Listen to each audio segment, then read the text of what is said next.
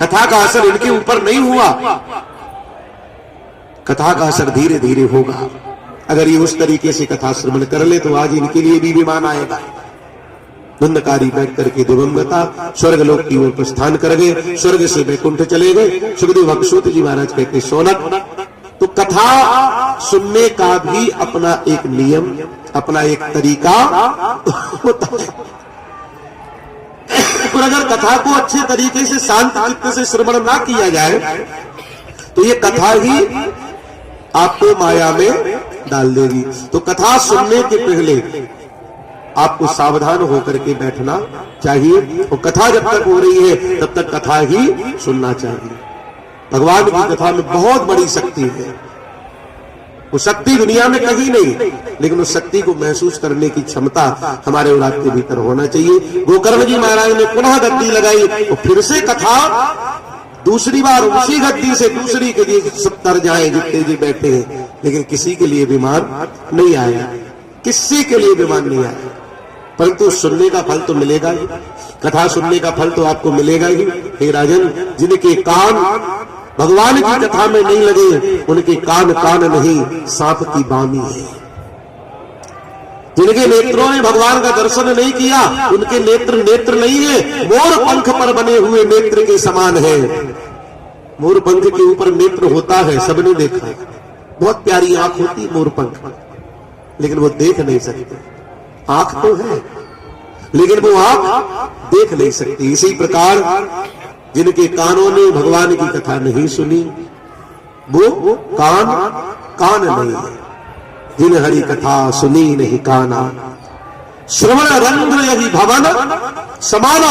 तो भगवान की कथा आपके जीवन में आनंद की प्राप्ति कराएगी, भगवान की कथा आपके जीवन में आनंद की प्राप्ति कराएगी।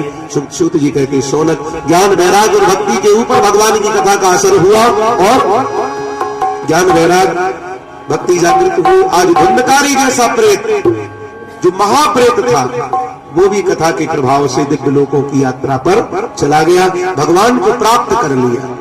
लोग कहते महाराज हमारे यहाँ कथा हो रही है, आपने बांस क्यों नहीं लगाया, धुंधकारी तो आया ही नहीं।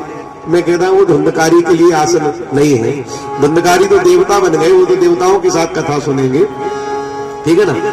और तीर्थराज प्रयाग में बांस लगाने की आवश्यकता नहीं पड़ती, यहाँ तो सीधा काम होता है, यहाँ काम बिल्कुल सीधा होता है, ठीक है। तो भगवान की कथा लोग कहते महाराज हमारे यहाँ कथा हो रही है, आपने बांस क्यों नहीं लगाया, धुंधकारी तो आया ही नहीं। मैं कहता हूं वो धुंधकारी के लिए आसन नहीं है, धुंधकारी तो देवता बन गए, वो तो देवताओं के साथ कथा सुनेंगे, ठीक है ना। और तीर्थराज प्रयाग में बांस लगाने की आवश्यकता नहीं पड़ती, यहाँ तो सीधा काम होता है, यहाँ काम बिल्कुल सीधा होता है, ठीक है। तो भगवान की कथा आप लोग बड़े प्यार से श्रवण कर रहे हो। श्री साकेत धाम बड़ा भक्तमाल आश्रम पूज्य महंत श्री राम किशोरदास जी महाराज का स्थापित किया गया ये कैंप आज हम आप इस स्थान पर बैठ करके गंगा मैया की गोदी में बैठ करके कथा श्रवण कर रहे हैं। ठाकुर जी का दरबार खुला हुआ है, गंगा मैया की गोद में हम कथा सुन रहे हैं। इस कथा का जो प्रभाव आपके ऊपर पड़ेगा ये आनंद देने वाला है, सिद्धि को देने वाला है, इसमें दो मत वाली बात नहीं है। तो आइए 2 मिनट भगवान का कीर्तन करते हुए और कथा को बढ़ाव दिया जाए। श्री राम जय राम,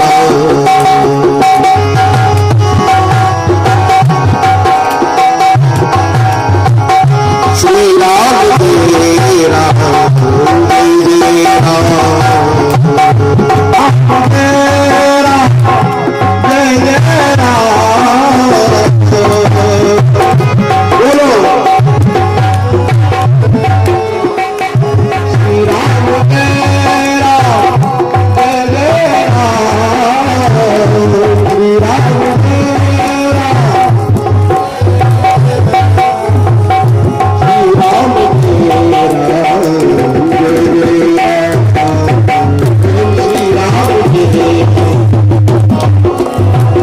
माघ मेला में कल्पवास कर रहे हैं, उनके द्वारा हुआ।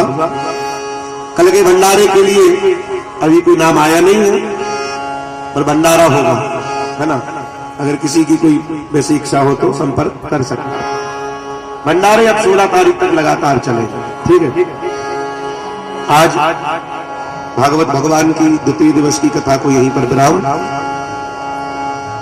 प्रयागराज में वास करने वाली समस्त 10 सदृश शक्तियों को बार बार प्रणाम। पूज्य महाराज जी, बड़े भक्तमाल जी महाराज श्री चरणों में बार बार प्रणाम। पूज्य महाराज जी श्री छोटे महाराज जी मानस बड़वानंद जी की उपाधि जिनको प्राप्त है। पूज्य महंत श्री श्री 1008 महामंडलेश्वर श्री रामकिशोरदास जी महाराज के चरणों में बार बार प्रणाम करते हुए समस्त भक्तमान हरि ओम चंद्रमा मनसो जातसो सूर्यो अजायतो श्रोत्राद्वाय प्राण से मुखादग्निरजा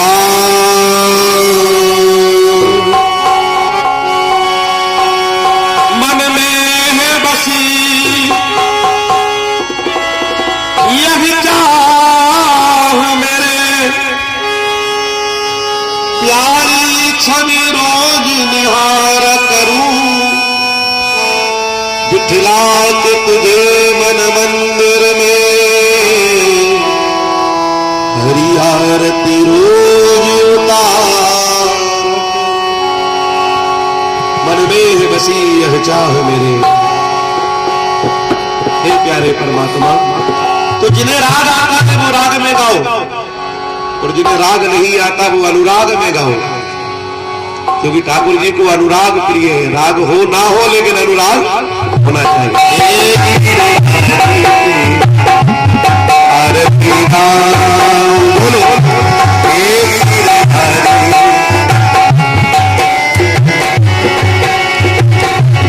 आरती गाओ प्यारे,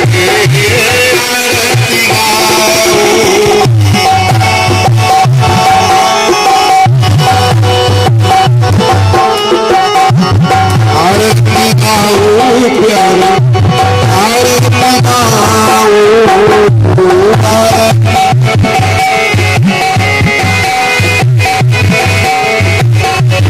आरती गाओ प्यारे,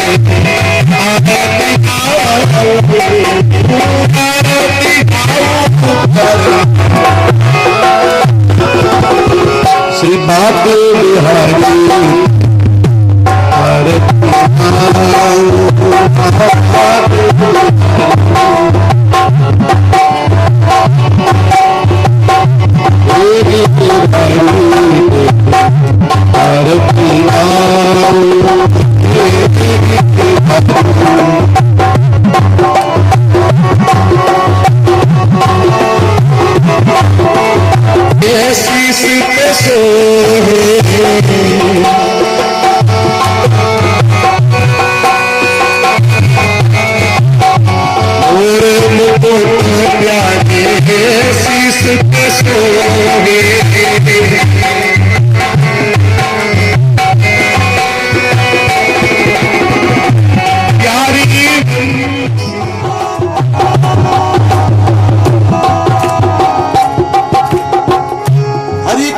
सुनाने वाले आपको बार बार प्रणाम। हे प्यारे परमात्मा, इतनी बात हुई है कि आकाश मार्ग से एक विमान चला आ रहा है। हरि शरणम हरि शरणम। विमान में पीले रंग का मखमली बिस्तर, पीले रंग का मखमली मसनद, चारों तरफ फूलों से सजा हुआ गजरा, और दोनों आकर के कहते हैं, हे धुंधकारी, आपको गोलोक चलना है। भागवत सुनने के माध्यम से, भागवत सुनने के प्रभाव से आपको गोलोक की प्राप्ति हो गई, परमात्मा प्राप्ति आपको हो गई। गोकर्ण जी महाराज ने मुड़कर के देखा, कहा, हे देवदूतों, इस दास का प्रणाम स्वीकार करें और 2 मिनट मेरे पास आने की कृपा करें। मैं व्यासपीठ पर हूं और व्यासपीठ की अपनी एक मर्यादा होती है, समय से बैठना, समय से उठना। मुझे आपसे 2 मिनट बात करना है, कृपा कर पधारे। वो देवदूत आए, आज्ञा महाराज। मैंने भागवत तो एक ही सुनाई है। बोले हाँ। कथा में कोई अंतर तो था नहीं? बोले नहीं। तो विमान केवल एक क्यों आया, बाकी के ये जो श्रोता बैठे इनके लिए विमान क्यों नहीं आया? देवदूत कहते हैं श्रवण फल भेदनम, सुनने सुनने का फल। देखो गंगा जी तो बह रही है, ठीक है, आप 100 ग्राम की बाटल लेके जाओगे तो 100 ग्राम ही मिलेगा। अब आप कहोगे वाह बाजू वाला 5 लीटर ले आया, हमें 100 ग्राम, तो भैया बोतल भी तो देख लो, तुम्हारी 100 ग्राम की है तो 100 ग्राम, बाजू वाला 5 लीटर की ले गया, और बाजू वाला 15 लीटर का कुप्पा भर लाया। तो पात्रता जिसके पास जितनी होती है उस पात्रता के हिसाब से ही उसे कृपा भी प्राप्त होती है, ऐसे संभव नहीं है। ये आपके जो श्रोता है ना, इनमें से एक भी स्थायी नहीं है, एक भी। अरे गोकर्ण जी महाराज, धुंधकारी का शरीर तो था ही नहीं, केवल उसका आकाश तत्व जागृत था, उसके माध्यम से उसने कथा को श्रवण किया। आपके श्रोताओं को भूख भी लगती है, प्यास भी लगती है, नींद भी आती है, और काम क्रोध लोभ मोह मद मत शरीर से और अभिमान से आपके श्रोता भरे हुए हैं। कथा का असर इनके ऊपर नहीं हुआ, कथा का असर धीरे